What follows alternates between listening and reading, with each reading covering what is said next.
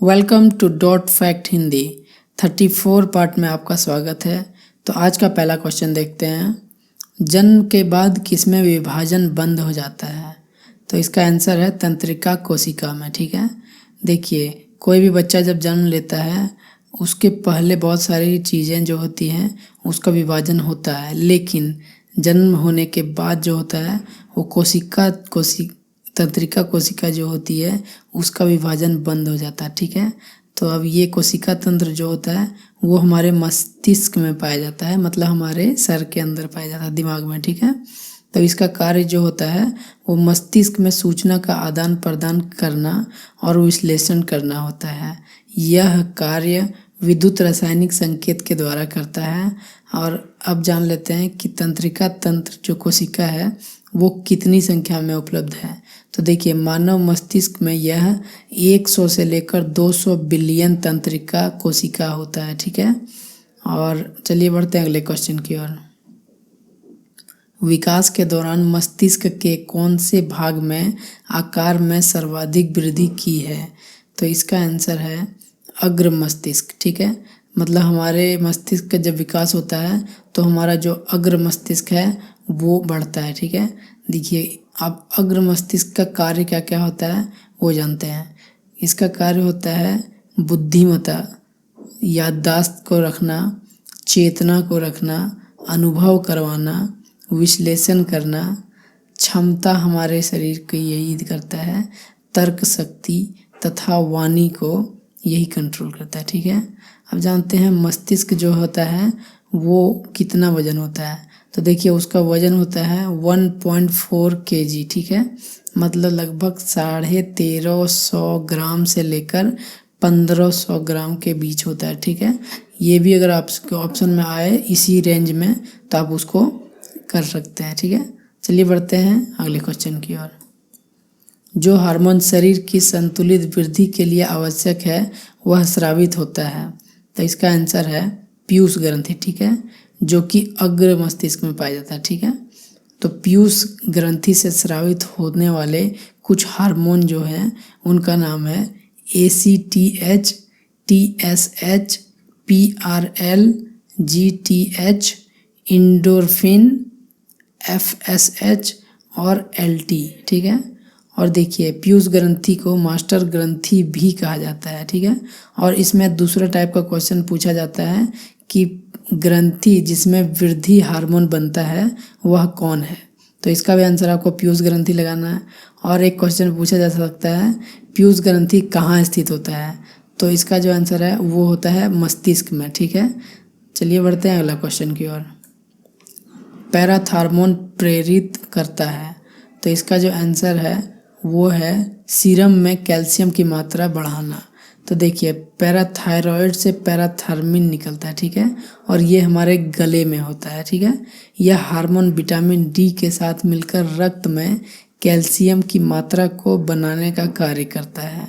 साथ ही यह आंत में कैल्शियम के अवशोषण करता है। ठीक है, मतलब हमारा जो आंत होता है तो उससे जो होता है वो कैल्शियम को अवशोषित करता है और विटामिन डी के साथ मिलकर हमारा जो ब्लड होता है उसमें कैल्शियम की मात्रा को बनाने का कार्य करता है। ठीक है, चलिए बढ़ते हैं अगली क्वेश्चन की ओर।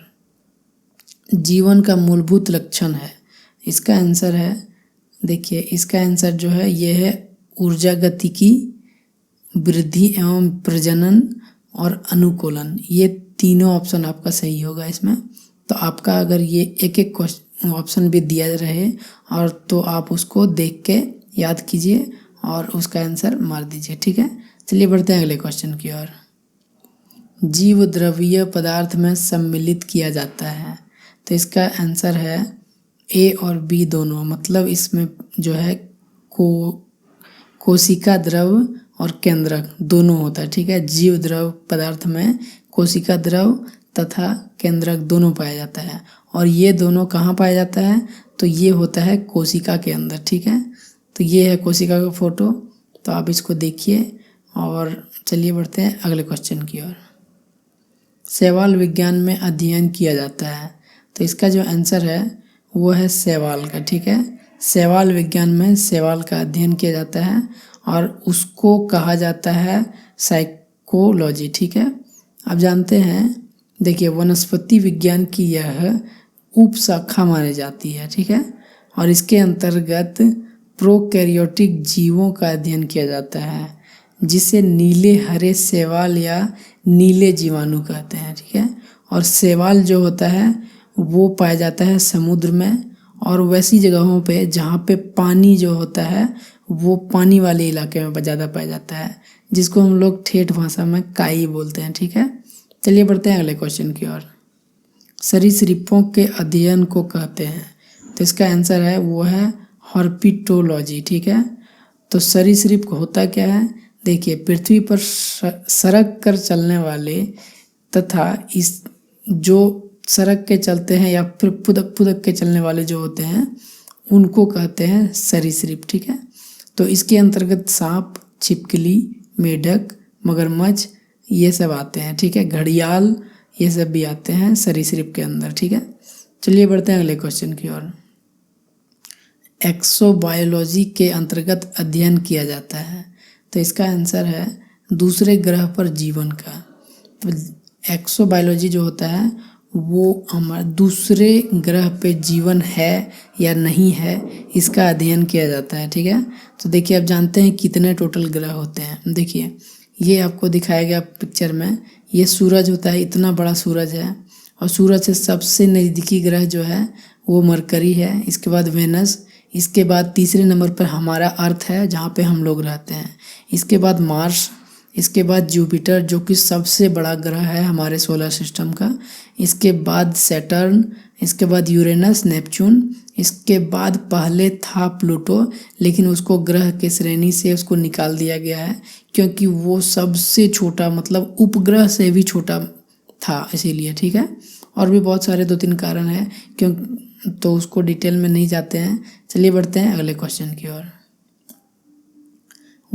वनस्पति विज्ञान के पिता हैं, तो इसका आंसर है थियोक्रोस्टस, ठीक है, ये उनका फोटो है। चलिए बढ़ते हैं अगले क्वेश्चन की ओर। पेड़ पौधों की आयु ज्ञात करने के लिए वार्षिक वलयों की वृद्धि के विश्लेषण के विज्ञान को कहते हैं। मतलब पूछा जा रहा है कि पेड़ पौधे जो होते हैं उनकी आयु कैसे ज्ञात करते हैं, तो इसका जो आंसर है वो है वृक्ष विज्ञान के अंतर्गत, ठीक है।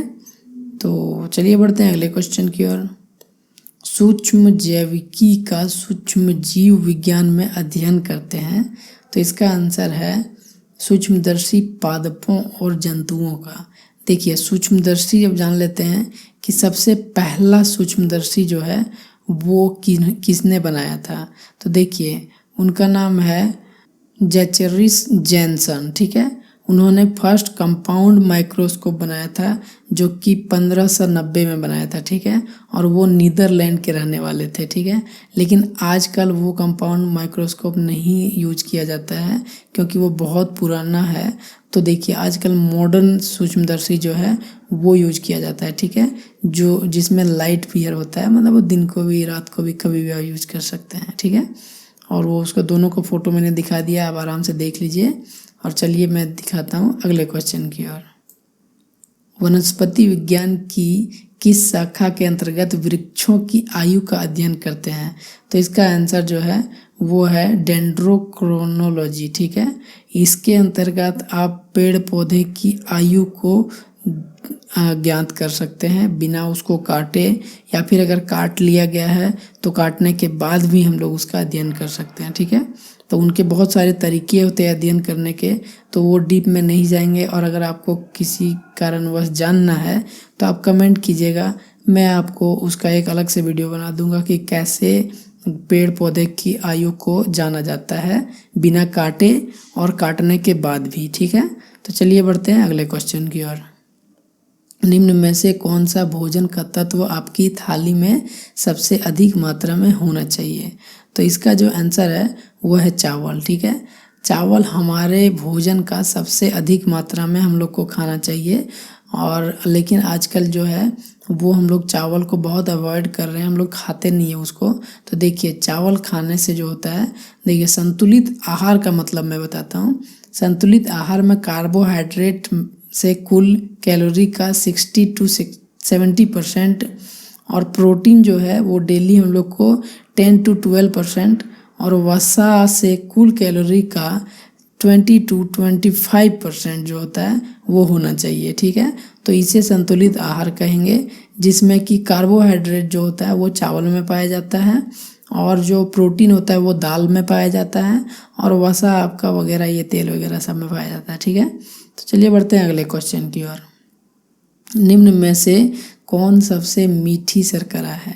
तो मतलब सबसे मीठा कौन सा लगता है? तो देखिए इसका आंसर है डी फ्रुक्टोज। ठीक है, तो देखिए कार्बोज जो होता है उसके 3 भाग होते हैं। ठीक है, तो 3 भाग में से जो होता है वो मोनोसेकेराइड के अंदर आपको फ्रुक्टोज मिलेगा। जी हाँ, देखिए फ्रुक्टोज जो है वो देखिए ग्लूकोज के बाद फ्रुक्टोज होता है। ठीक है, तो फ्रुक्टोज सबसे मीठा होता है, वर्ल्ड में सबसे ज़्यादा मीठा फ्रुक्टोज होता है। ठीक है, तो देखिए मोनोसेकेराइड को हम लोग पचा सकते हैं, लेकिन डाइसेकेराइड को हम लोग नहीं पचा सकते। मतलब उसको पचा सकते हैं लेकिन बहुत तकलीफ करने के बाद। लेकिन जो पॉलीसेकेराइड होते हैं उनको हम लोग ना के बराबर पचा सकते हैं। जैसे कि कुछ चीज़ें पचा सकते हैं, जैसे स्टार्च हो गया, वो हम लोग थोड़ा मोड़ा पचा लेते हैं। जो स्टार्च का यूज हम लोग का कहाँ पे होता है? देखिए स्टार्च जो होता है, कैप्सूल का जो ऊपरी कवर होता है वो स्टार्च का बना होता है, लेकिन वो तो हम लोग पचा ही लेते हैं। लेकिन वही होता है कि हम लोग ज़्यादा उसको खा नहीं सकते हैं। ठीक है, स्टार्च को। तो देखिए सबसे ज़्यादा फ्रुक्टोज कौन कौन से फल में पाए जाते हैं? तो देखिए सबसे ज़्यादा होता है आपका ग्रेप्स मतलब अंगूर में। ठीक है, और सबसे कम देखिए एप्पल में है। तो ये डिपेंड करता है कि कैसा है वो। देखिए अंगूर सबसे ज़्यादा मीठा लगता होगा, लेकिन एप्पल थोड़ा सा खट्टा टाइप का लगता है। तो इसके हिसाब से भी आप पता कर सकते हैं। ठीक है, चलिए बढ़ते हैं अगले क्वेश्चन की ओर। जीव विज्ञान शब्द का प्रयोग किया, ठीक है, तो किसने किया था, किसने किया था? तो इसका आंसर मैंने पिछले क्लास में बता दिया है।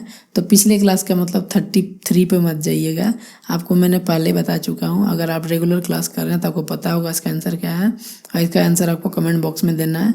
अगला क्वेश्चन आपके लिए है, मानव जनसंख्या वृद्धि के अध्ययन को कहते हैं।